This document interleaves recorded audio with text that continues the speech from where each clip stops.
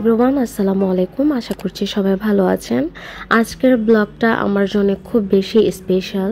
লেবাননে আসার পর থেকে আলহামদুলিল্লাহ আমি অনেক জায়গায় ঘুরেছি, কিন্তু আমি আজকের যে ট্রিপটাতে যাব এটা আমার জন্য খুব বেশি স্পেশাল। কারণ আজকে আমি অনেক নবীদের রোজা শরীফ দেখব, তার জন্য আমার খুব বেশি ভালো লাগছিল। আজকে হচ্ছে মেঝো আপুর কিছু রিলেটিভ আর হচ্ছে ভাইয়ার ফ্রেন্ড সার্কেল, আমরা সবাই মিলে যাচ্ছি। যেহেতু আমরা অনেক বেশি দূরে যাব, ওইখানে ট্যাক্সি বা ভাইয়ার গাড়ি নিয়ে যাওয়া সম্ভব না। আর আমার খুব ভালো লাগে যখন কেউ আমার ব্লগটাকে অনেক বেশি সাপোর্ট করে। তো সবাই এখানে আমার ক্যামেরাতে হাই করছিল। প্রত্যেকটা নবীর রোজা শরীফে যাওয়ার আগে এত সুন্দর ভিউ পড়ে, এত সুন্দর পাহাড়ের ভিতর দিয়ে রাস্তা, আর যেগুলা একটু ভিডিও করলে মন ভরে না। আর ভিডিওতে পুরোপুরি যে সুন্দর ভিউটা আছে সেটাও বোঝানো যায়। আমরা বেশ খানিকটা পথ যাওয়ার পর ড্রাইভার ভাইয়াকে বলছিল সবার প্রথমেই আমাদেরকে নামাবে হজরত ইউনুস আলাইহিস সালামের রোজা শরীফ দেখার জন্য। তো ভাইয়াও বলছিল সেটাই। আর এই যে আমার ভাস্তি, তাকে কিন্তু আমরা ঘুম থেকে উঠিয়ে একদম বাসে নিয়ে চলে আসছি। যেহেতু আমরা সকাল 7টার মধ্যে বাসা থেকে বের হয়েছি, সেজন্য তাকে আর আমরা রেডি করাতে পারিনি। বাস থেকে সবাই নেমে একে একে হজরত ইউনুস আলাইহিস সালামের রোজা শরীফের ভেতরে চলে যাচ্ছিল।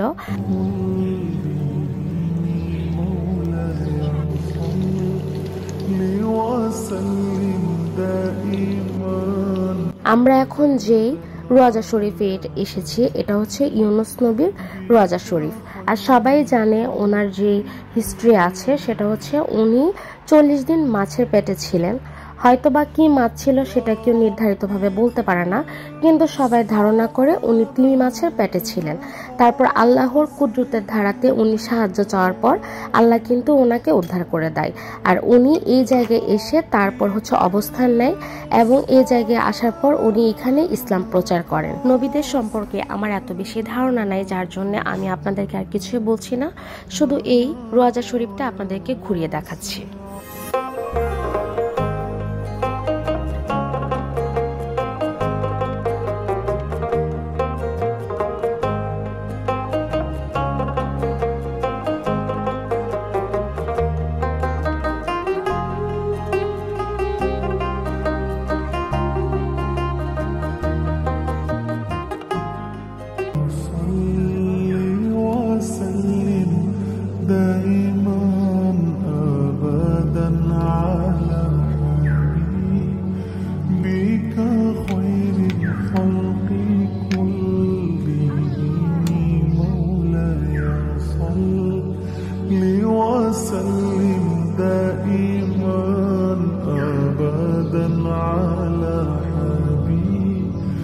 بك خير الخلق كلهم محمد سيد الكونين والثقلين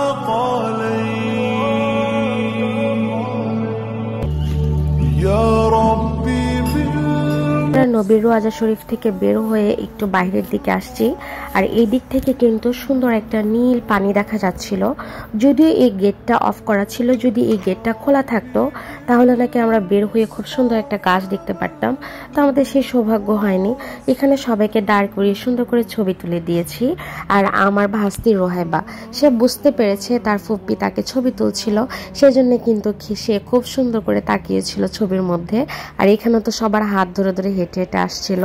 আমাদের এই রোজা শরীফ থেকে কথা হয় আমরা আয়ুব নবীর রোজা শরীফে যাব কিনা, কিন্তু আমরা আয়ুব নবীর রোজা শরীফে যেতে পারবো না, যেহেতু এই দেশে যুদ্ধ হয়েছিল। সেজন্য আয়ুব নবীর রোজা শরীফের ওই দিকে প্রচন্ড পরিমাণে বিধ্বস্ত হয়েছে, এবং বর্তমানে মাঝে মধ্যে হুটহাট ঝামেলা হয়ে যায়। সেজন্য আমরা আর ওই মাজারের দিকে যাব না। এখন হচ্ছে আমরা আরেকটা রোজা শরীফে চলে যাব। আমার ভাইয়া দেখেন কি করে, সে তবজি পড়তেছিল, পরে হচ্ছে আমার ভিডিওটা আবার দেখাচ্ছিল। আর হচ্ছে এই যে সবাই যার যার মতো বসেছিল, সব ভাইয়ারা হঠাৎ করে তাদের মনে হয় যে তারা আবার নাচবে।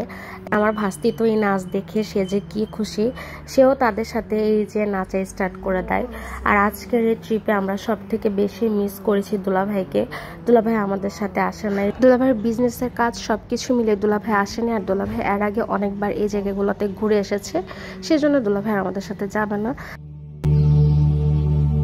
محمد سيد الكونين والثقلين.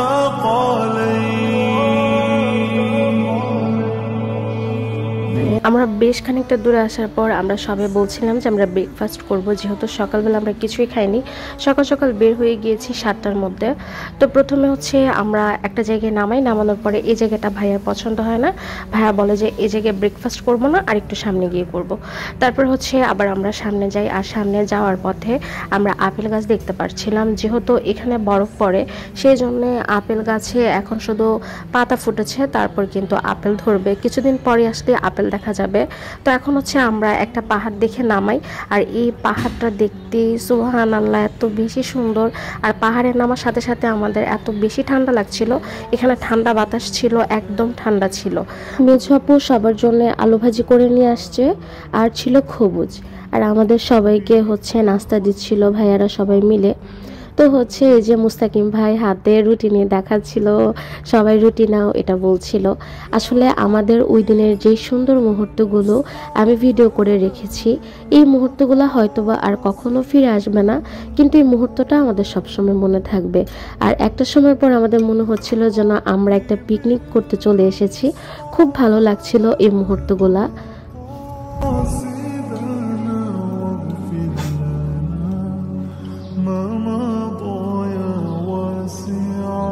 আমার ভাইয়া আজকে আমাদের সবাইকে সুন্দর করে করে ছবি তুলে দিয়েছে, আর এই যে মেজো আপুদেরকে আমি একটু ভিডিও করছিলাম, আর আমার ভাস্তি এসে রেডি হয়ে ড্রেস চেঞ্জ করে আবার চলে আসছে, আর সে ফ্রেশ মাইন্ডে দুই আপুর সাথে হাঁটছিল, নিসা নোহার সাথে। তো এখানে হচ্ছে আমরা নাস্তা করে তারপরে এখান থেকে আমরা বের হয়ে যাই, তারপরে আমরা চলে যাই নূহ আলাইহিসসালামের রোজা শরীফে। নবী আদমের পর কিন্তু নূহ আলাইহিসসালামকে এই দুনিয়ার মাটিতে প্রেরণ করা হয়, আর উনি কিন্তু লেবাননে বসবাস করতেন। ওনার উচ্চতা 72 ফুট, সুবহানাল্লাহ। এখন আমি আপনাদেরকে পুরাটা রোজা শরীফ ঘুরিয়ে দেখাবো।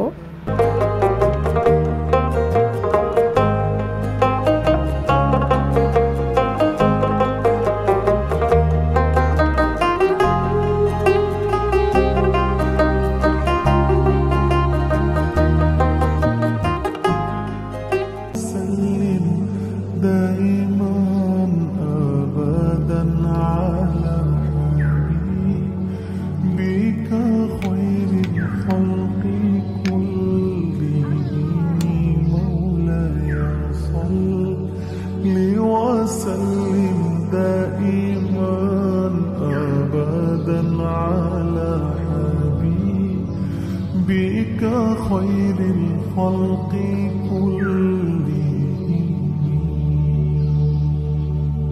محمد سيد الكونين والثقلين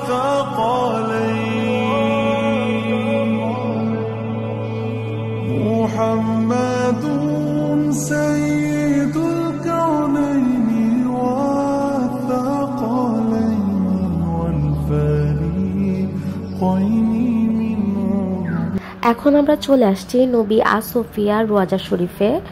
এখানে গাড়ি পার্কিং করা হয়েছে, এখান থেকে আমরা সবাই হেঁটে হেঁটে চলে যাব একটু পাহাড়ের মাঝখানে।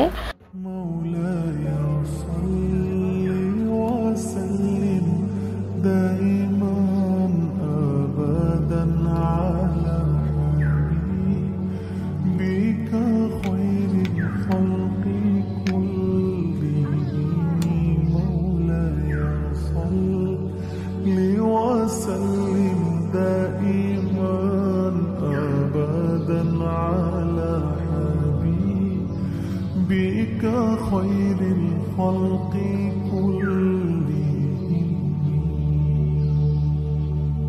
محمد سيد الكونين والثقلين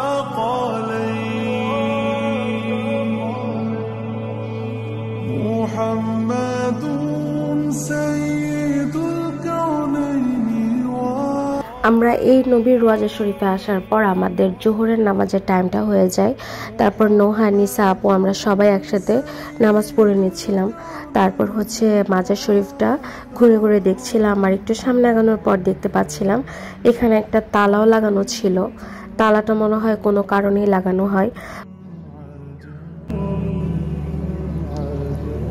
مولاي صل وسلم دائما أبدا على حبيبك خير الخلق كلهم مولاي صل এখন আমরা নবীজির রোজা শরীফ থেকে বের হয়ে আবার আগের জায়গায় চলে আসছি। আর এই জায়গাটার ভিউটা অনেক সুন্দর ছিল, আর এখানে প্রচণ্ড পরিমাণে বাতাস ছিল, অনেক বেশি ভালো লাগছিল জায়গাটা।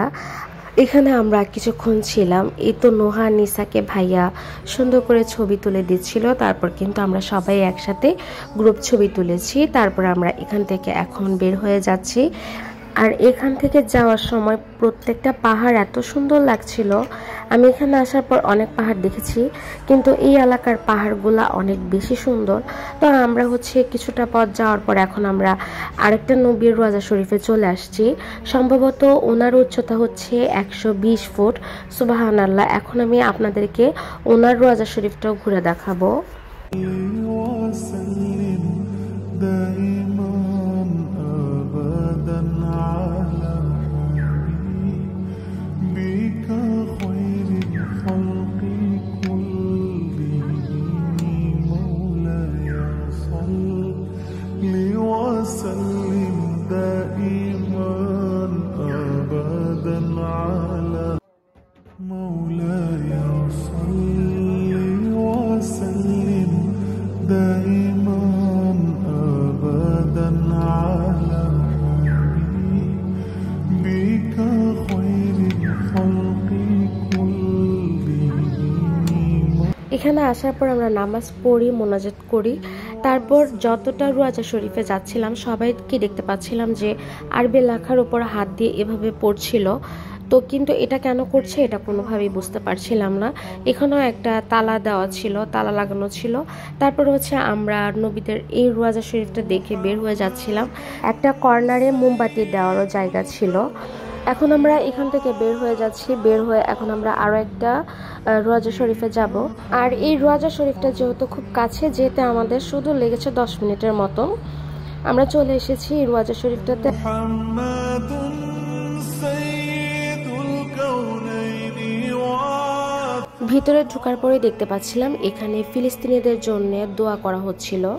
তারপর আমরাও সেই মোনাজাতে বসে, যদি মোনাজাতটা করছিল মহিলারা, সেই জন্য আমি ওখানে আর ভিডিও ধরিনি। যতই হোক সবাই এখানে মুসলিম, সেই জন্য আর ভিডিও ধরিনি। তারপর আমরা এখন এই মাজারটা দেখে এখান থেকে বের হয়ে যাচ্ছিলাম।